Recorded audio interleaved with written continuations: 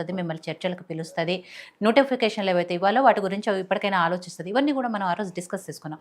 But ఎక్కడ కూడా ప్రభుత్వం నుంచి ఆ స్పందన లేకపోవడంతో ఇప్పటికే నిరుద్యోగులు ఇంకో మరో అడుగు ముందుకేసి జూలై 4న సెక్రటేరియట్ ముట్టడి కార్యక్రమాన్ని కూడా పిలుపునిచ్చారు. కాబట్టి ఓవరాల్గా మీరేవైతే అడుగుతున్నారో సంవత్సరానికి 2 లక్షల ఉద్యోగాలు ఇస్తామన్నారు, ఆ నోటిఫికేషన్లే కదా మేము అడుగుతున్నాము, ఎందుకు ఇవ్వట్లేదు ప్రభుత్వం అని మీరు ఏదైతే అంటున్నారో ఏం చెప్తుంది ప్రభుత్వం వర్షన్ ఏంటి అసలు? మేడం, ఒకటి కాంగ్రెస్ నుంచి నోటిఫికేషన్ల కన్నా కూడా ఇంకొకటి వీళ్ళ నుంచి తీసుకోవాలి. వీళ్ళు మేము ఏం మాట్లాడినా వక్రీకరిస్తారు. ఆ భాష ఏందనేది నేర్చుకోవాలి.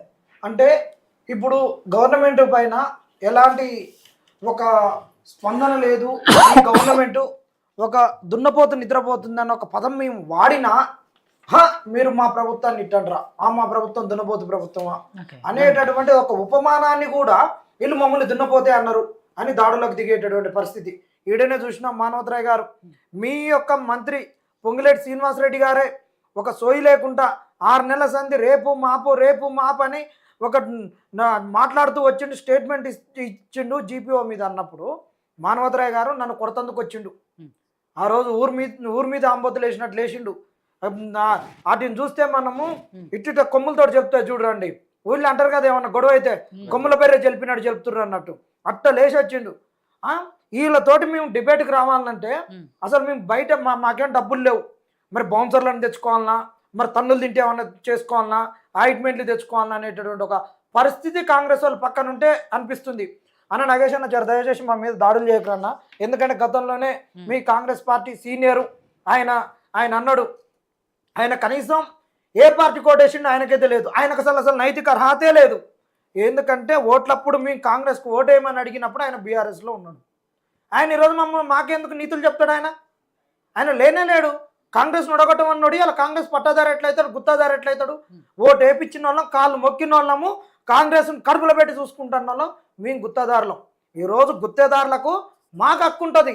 నష్టపోతే పంటేసినోనికి పంట నష్టపోయిన భరించే అది వాని మీదనే ఉంటుంది, పండిన పంటను ఆస్వాదించేది దాన్ని అనుభవించేది కూడా వానికే ఉంటుంది. కాబట్టి వీళ్ళు ఆయనకు లేదు. ఈ ప్రభుత్వం మీరు అన్నట్టు ఏం స్పందనే లేదు. నాయకులకి ఎందుకంత ఫ్రస్ట్రేషన్ వస్తుంది అనుకో, ఏం చేయలే కాబట్టి, చెప్పుకోవడానికి ఏం లేదు కాబట్టి. అసలు మీ ఇప్పుడు చెప్తున్నాం మేడం, ఇప్పుడు సవాల్ ఇసురుతున్నా కాంగ్రెస్లో యువ నాయకులు బోలెడంత మంది ఉన్నారు కదా, అందరూ ఓయి నుంచి ఉన్న వాళ్ళు ఉన్నారు కదా. ఇప్పుడు మానవతరాయని లైన్లోకి తీసుకోండి, లైన్లోకి వస్తాడా? జనగణ్ దయాకర్ని తీసుకోండి, సామ రామ్మోహన్ రెడ్డిని తీసుకోండి, చరణ్ కౌశిక్ గారిని తీసుకోండి, ఇంకా లైన్ ఉన్నది కదా. ఆడోళ్ళ బాలలక్ష్మి గారిని తీసుకోండి, కుమ్మం అనిల్ గారిని తీసుకోండి, శివసేన రెడ్డి గారిని తీసుకోండి. అసలు వీళ్ళు యూత్ కాంగ్రెస్ ఎందుకు రావట్లేదు డిబేట్లలోకి? వీళ్ళు కనుక యూత్కు యువ వికాసమే కానీ ఉద్యోగాలే కానీ ఏదన్నా ఇచ్చినా ఈ నిరుద్యోగత గురించి వీళ్ళ ప్లాన్ లేనిది, వీళ్ళ పాలసీ ఏంటి, నిరుద్యోగిత అంశాన్ని ఏ విధంగా మారుస్తారు అనేది ఉండాలి. ఏమన్నంటే గాంధీ నుంచి వచ్చింది, ఈ నుంచి వచ్చినాయి ఉద్యోగాలు, ఈ స్టోరీలు వద్దు. అవన్నీ గతం నుంచి వచ్చినట్టే ఉన్నది. పెంటదిప్ప మీద గుడ్డ పేలకలు వేస్తే పెంటదిప్ప పెరిగినట్టే పెరిగింది నిరుద్యోగిత. గతం నుంచి ఏదో మీరు ట్రీట్మెంట్ ఏం చేస్తారని అడిగినాం. ఇప్పుడు పేషెంట్ కోమాలో ఉన్నప్పుడు నువ్వు చేయాల్సింది ఏంటిది? వెంటిలేటర్ మీద పెట్టేసి వానికి ఇమ్మీడియట్గా చికిత్స చేయాలి. నేను ఆర్ఎంబి డాక్టర్ని తీసుకొస్తాంటే ఎట్లా?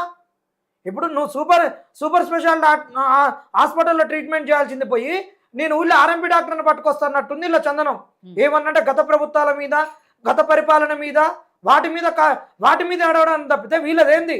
వాటిని వద్దనే చీదరించి ఈడ్చి కొడితే బండకు కొడితే మీరు అన్నట్టు ఇలా ఫామ్ హౌస్ అంటున్నారు కదా, ఫామ్ హౌస్లో పండుకున్నాడు కేసీఆర్ అంటున్నాడు కదా. మరి ఫామ్ హౌస్ను మీకు బంధించే శక్తి లేకుండా మేము బంధించినాం. ఆ బీఆర్ఎస్ను బంధించి మిమ్మల్ని వదిలిపెడితే మీరు పరిపాలించకుండా మాకు ఇస్తున్న హామీలు నెరవేర్చకుండా ఉంటే వాళ్ళ ఫామ్ హౌస్లు ఉంటే మీరు ఊరి మీద ఆంబోతులు లెక్క మా మీద స్వవ్యవహారం చేస్తారా? ఇదేనా పద్ధతి? ఇప్పుడు నేను అన్న పదాలు రెండింటిని వీళ్ళు అంటారండి, ఇక నా మీద రేపు కేసు పెడతారు. వీపులు పగిలితే నోటిఫికేషన్లు వస్తాయన్నందుకు నా మీద కేసు పెట్టిండు రియాజ్ గారు. వీపులు పగులుతాయి అనేటటువంటిది ఏంటండి? ఒక ఉపమానం.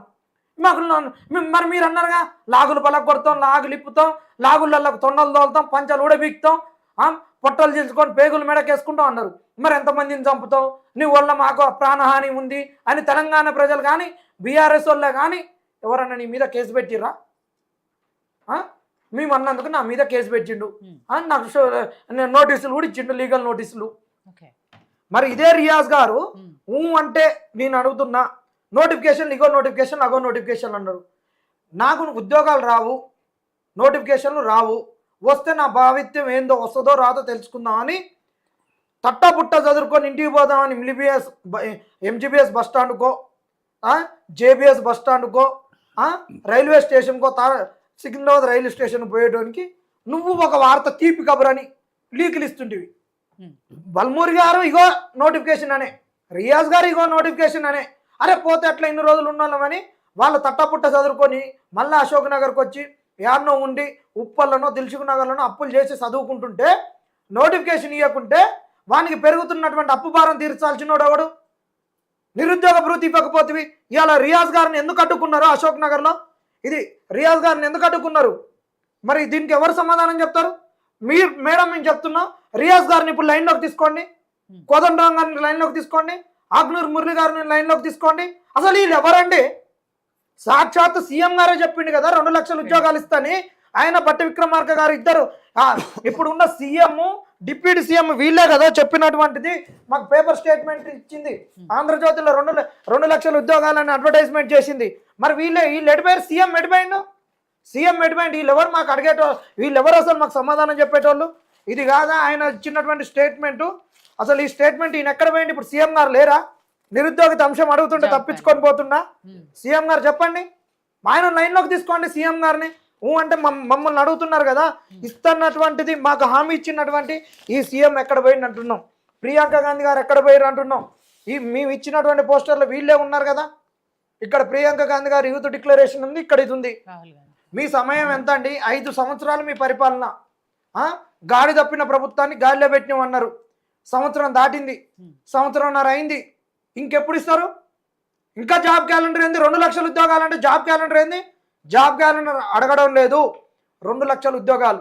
ఇంకొకటి వీళ్ళు అంటే నువ్వు పరీక్ష పాస్ అయినవా, నువ్వు రాసినవా అంటున్నారు. రాసిన వాళ్ళందరికీ వీళ్ళు ఉద్యోగాలు ఇస్తారా? రాసిన వాళ్ళందరికీ ఇస్తారా? ఎవడు అడగకుంటే ఏంది? ఎవడో ఒకడు అడుగుతాడు కదా. ఈ ఉద్యోగం రాసినోనికి ఉద్యోగం వచ్చే ప్రతి ఒక్కడు అడగాలని లేదు, రాసినోనికి ఉద్యోగం రావాలని లేదు, అడిగినోడు అవలగాడనేది కాదు. మేము ఉద్యోగాలకు అప్లై చేస్తున్నాం, రాస్తూనే ఉన్నాం, మా బాధలు మేము చెప్తున్నాం. అసలు మమ్మల్ని రోడ్డు మీద పడేసింది మీరే కదా. ఏ లిటిగేషన్లో నోటిఫికేషన్ ఇస్తున్నారు, సంవత్సరంలో 2 లక్షల ఉద్యోగాలు ఇస్తామన్నారు, అయ్యన్నారు. మరి అడిగేటోళ్ళు వీళ్ళందరూ ఇప్పుడు ఏమన్నా ఉద్యోగాలు రాస్తుర్రా? మాకు సమాధానాలు చెప్పేటోళ్ళు. మరి వీళ్ళు నిరుద్యోగ చేసీలు పెట్టుకున్నప్పుడు వీళ్ళు ఏమన్నా నిరుద్యోగులా? వీళ్ళు ఏమన్నా చేస్తున్నారా? ప్రజాస్వామ్యంలో ప్రశ్నించడానికి ఎవరికైనా అవకాశం ఉంటుంది, ఎవరు దేనికైనా ప్రశ్నించవచ్చు. మరి రైతు మీద వీళ్ళ మరి రేవంత్ రెడ్డి ఏడ దుక్కితున్నాడు, ఏడిత్తనాలు వేసిండు? ఈ రోని కార్తలు ఈయన ఏడ పంట పండించిండు? ఈ కాంగ్రెస్ వాళ్ళందరూ ఎక్కడ పంట పండించారు? మరి వీళ్ళందరూ రైతు ఉత్సవాలు ఎందుకు చేస్తున్నారు? మేము డైరెక్ట్ అడుగుతున్నాం. వీళ్ళే కనుక 2 లక్షల ఉద్యోగాలు ఇచ్చుంటే అశోక్ నగర్కి వచ్చి నిరుద్యోగులతోటి ఉద్యోగ సంబరాలు ఎందుకు చేయట్లేదు? సవాలు చూస్తున్నాం. అసలు మేము అంటున్నాం ఈ నగేష్ అన్నో లేకుంటే ఈ చనగాన్ దయాకరో బల్మూరి వెంకటో వీళ్ళు ఎవరు కాదండి. ఈ డాక్యుమెంట్ ఇచ్చిన ఆయన ఎక్కడ పోయిండు, ఎక్కడ తప్పిపోయిండు? మాకు జాబ్ క్యాలెండర్ ఇచ్చి అసెంబ్లీలో ఇచ్చిన వాళ్ళు ఎక్కడ పోయారు? అసెంబ్లీ అనేటటువంటిది అసెంబ్లీలో ఏది మాట్లాడినా లీగల్ డాక్యుమెంటు. అసెంబ్లీలో జాబ్ క్యాలెండర్ రిలీజ్ చేసిర్రు, మేనిఫెస్టోలో చేసిర్రు, మేనిఫెస్టో ఇచ్చిర్రు. ఈ కాంగ్రెస్ వాళ్ళు ఇచ్చినటువంటి జాబ్ క్యాలెండర్ ఏది? దీనికి లీగల్ శాంక్టిటీ లేదా చెప్పండి? ఈ ఇచ్చినటువంటి దానికి ఒకటేమో మేనిఫెస్టోలు ఇచ్చిర్రు, ఇదేమో మేనిఫెస్టోది, ఇదేమో అసెంబ్లీది. ఈ 2 మీరు అమలు చేయలేదు ఇంతవరకు. ఇది మోసం చేసినట్ట కాదా? ఒప్పుకోండి, స్ట్రైట్ అవే ఒప్పుకోండి. మళ్ళీ దీనికి డొంక తిరుగుళ్ళు ఆడు 10 ఏళ్ళు ఇవ్వలేదు, మేము వచ్చి 16 నెలల్లో మేము ఇస్తామా అదైనా ఇది? అవును, 16 నెలలు కాలేదు, ఉద్యోగాలు లేవు, లెంక బిందెలు అనుకుంటే ఖాళీ బిందెలు ఉన్నాయన్నారు. సోనియా గాంధీ విగ్రహాలు పెట్టడానికి వస్తాయి. తెలంగాణ తల్లి అందరు గుండెలలో ఉంది. నువ్వు కలెక్టరేట్ ముంగడ పెడితేనే తెలంగాణ తల్లి. తెలంగాణ కాదండి, తల్లి 17 లక్షలు ఖర్చు పెట్టి పెడుతున్నారు. తల్లి కడుపు మార్చుకొని బిడ్డకు బువ పెట్టమంటది, బువ పెడుతుంది. అమ్మ నువ్వు తినంటే నేను తిన్న బిడ్డ అంటది.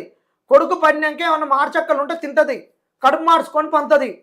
ఇవాళ పిల్లలు ఉద్యోగాలు లేవని ఆ తల్లి తెలంగాణ తల్లిని ఇక్కడ మేము తల్లి గౌరవించుకోవాలని తెలంగాణ తెచ్చుకున్నాక ఈ పిల్లలు ఏడుస్తుంటే, ఈ పిల్లలు చనిపోతుంటే ఈ పిల్లల కోసం పట్టకుండా తల్లిని మీరు అన్ని కలెక్టరేట్ల దగ్గర పెడతామనేది ఎక్కడిది? డబ్బులే లేవు కదా విగ్రహాలకు. ఎందుకు డబ్బులు?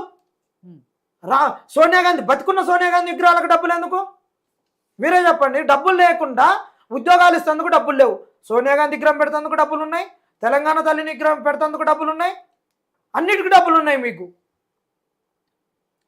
నిన్నగాక మన కేబినెట్ మీటింగ్ జరిగితే మేడం కేబినెట్ మీటింగ్ లో కూడా అసలు చర్చ లేదు. అసలు నిరుద్యోగిత అంశమే మర్చిపోయారు.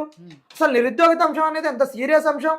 ఏమున్నా కాదన్న మేడం, ఎన్నికలప్పుడు ఉండేది రెండే రెండు, రైతుకు సంబంధించిన అంశాలు, నిరుద్యోగిత అంశాలు కీలకం, తర్వాత సంక్షేమాలు. ఈ సంక్షేమాలు వద్దంటున్నాం మేము. అవును, నాకు ఉద్యోగం ఇస్తే నా అమ్మకు కానీ, నా అయ్యకు కానీ, నా అమ్మమ్మకి కానీ, నా తాతకు కానీ పెన్షన్ ఎందుకండి? 50 మందికి ఇస్తే 1,00,000 రూపాయలు మేడం నెలకు. ఏ ఊళ్ళోనైనా ఈజీగా 1000 మంది ఉంటారు. 1000 మంది అంటే ఎంత అండి నెలకు?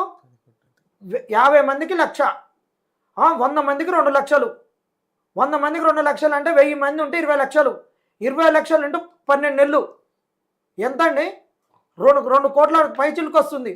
అదే డబ్బును మీరు ఆ ఊళ్ళో క్యాపిటల్ ఇన్వెస్ట్మెంట్ చేయొచ్చు కదా. ఆ ఊళ్ళో ఒక అగ్రికల్చర్ అలైడ్ సెక్టార్ను డెవలప్ చేయొచ్చు కదా, ఇండస్ట్రీస్ని ఫామ్ చేయొచ్చు కదా. ఒక 4-5 ఊర్లకు కలిపి, ఒక మండలానికి 5-6 ఊర్లను కలిపి అగ్రికల్చర్ రిలేటెడ్ ప్రాసెసింగ్ యూనిట్లను పెంచొచ్చు కదా, ఎక్స్పోర్ట్ని పెంచొచ్చు కదా. ఈ సంక్షేమ పథకాలతోటి డబ్బుల్ని వృధా చేసేసి, ఖాళీ చేసేసి, ప్రజలను సోమర్లను చేసేసి మీరు ఇంకా ఎందుకు? కాంగ్రెస్ అంటే మేము అది చేసినాం నెహ్రూ కాలం నుంచి మేము కట్టిన కట్టడాలని, ఎయిమ్స్లని, ఐఐటీలని, ఈ అన్ని డ్యాములని మా తాతల నేతలు తాగిరి, మేము మూతలు తాగుతామని ఇవే ఉండొద్దు. నగేష్ అన్నకు కూడా చెప్తున్నా స్ట్రైట్ అవే, ఆ ముచ్చట్లన్నీ చెప్పొద్దు. ఒకటే కాంగ్రెస్ వాళ్ళు ఎవరు డిబేట్కి వచ్చినా, ఎవరు వచ్చినా 2 లక్షల ఉద్యోగాలు అయింది. జాబ్ క్యాలెండర్ వద్దు. ఈ జాబ్ క్యాలెండర్ బాయ్, ఈ జాబ్ క్యాలెండర్ బాయ్, ఇంకెన్ని క్యాలెండర్లు తెస్తారు? ఒక్క సంవత్సరంలో 2 క్యాలెండర్లా? సంవత్సరంన్నర అయింది, 2 లక్షల ఉద్యోగాలు ఎక్కడ పోయినాయి? మిగిలిన మన కాంగ్రెస్ వాళ్ళకి ఒకటి చెప్తున్నాం, మాకు ఉద్యోగాలు ఇవ్వకుంటే వీళ్ళకు ఉద్యోగాలు ఇవ్వాలంటున్నారు కదా. వీళ్ళ కాంగ్రెస్ వాళ్ళకు కానీ పదవులు ఇచ్చుకోవడానికి పంచాయతీ ఎన్నికల నోటిఫికేషన్ వస్తుంది. ఈ పంచాయతీ ఎన్నికల నోటిఫికేషన్కు వాళ్ళ ఉద్యోగాలలో మేము పార్టిసిపేట్ చేస్తాం అన్న. బీఆర్ఎస్ వాళ్ళకు కూడా చేతులు అయితే దండం పెడుతున్నాం. నిరుద్యోగులం పోటీ చేస్తాం.